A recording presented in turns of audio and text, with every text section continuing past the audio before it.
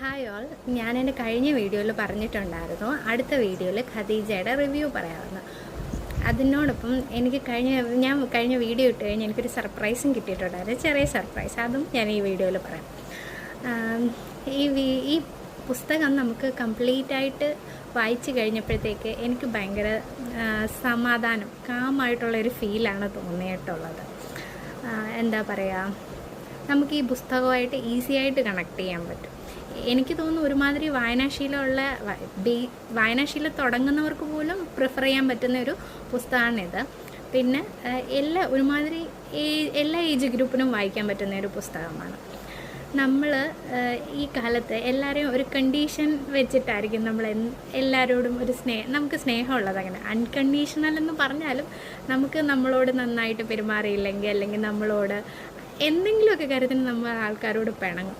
പക്ഷേ അൺകണ്ടീഷണലായിട്ട് എങ്ങനെ സ്നേഹിക്കാം, അല്ലെങ്കിൽ നമ്മുടെ ചുറ്റുമുള്ളവർ നമുക്ക് എത്ര ഇമ്പോർട്ടൻ്റ് ആണ്, നമുക്കൊരാളോട് എങ്ങനെ പാസ്റ്റിലുണ്ടായ മിസ്റ്റേക്ക് എത്ര മനോഹരമായിട്ട് അയാൾക്ക് പുറത്തു കൊടുക്കാം, അങ്ങനത്തേക്കുള്ള കുറേ കാര്യങ്ങൾ നമ്മളെ ഈ പുസ്തകം പഠിപ്പിക്കും.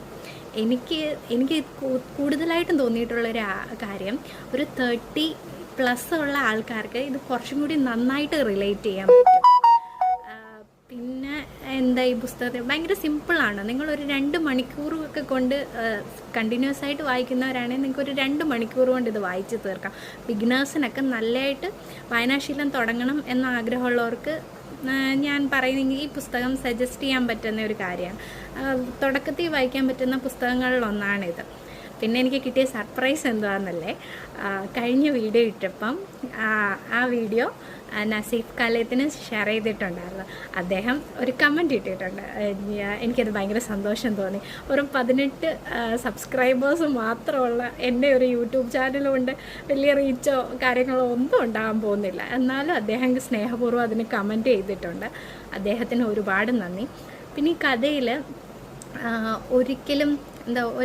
ഒരിക്കലും കാണാത്ത ആൾക്കാർ തമ്മിലുള്ള കമ്മ്യൂണിക്കേഷനും, പിന്നെ പറയുന്നത് നമ്മുടെ ചുറ്റുമുള്ളവർ നമുക്ക് എത്ര ഇമ്പോർട്ടൻ്റ് ആണ്, ഒരാളെ നമുക്ക് എത്ര മനോഹരമായിട്ട് സ്നേഹിക്കാൻ പറ്റും, അങ്ങനത്തെ കാര്യങ്ങളൊക്കെയാണ്. ഞാനിതിൻ്റെ കൂടുതൽ എക്സ്പ്ലെയിൻ ചെയ്യുന്നില്ല. എക്സ്പ്ലെയിൻ ചെയ്താൽ അത് ഒരു കൊച്ചു കഥയാണ്. അത് ചിലപ്പോൾ അതിൻ്റെ സസ്പെൻസൊക്കെ പോകും.